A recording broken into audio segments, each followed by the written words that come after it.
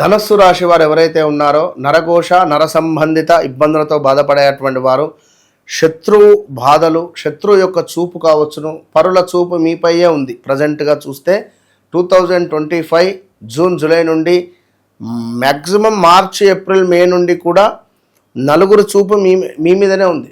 100 మంది చూపు మీ మీదనే ఉంది.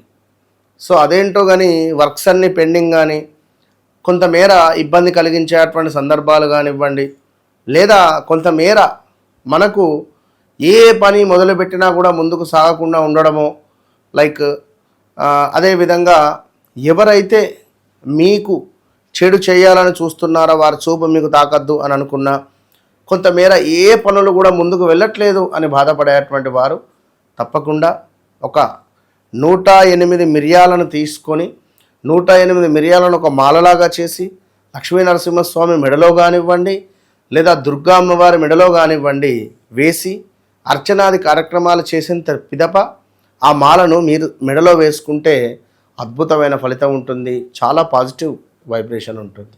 ఏది ఏమైనప్పటికీ కూడా జాతకరీత్యా నడిచేటువంటి దశ అంతర్దశలు అనేటువంటివి చాలా అల్టిమేట్ కనుక తప్పకుండా జాతకరీత్యా మీకు గనుక ధనస్సు రాశి వారికి బుధుని దశ కానీ లేదా శుక్రుని దశ కానీ నడిస్తే ఇబ్బందులు ఎదుర్కొనే పరిస్థితి ఉంటుంది.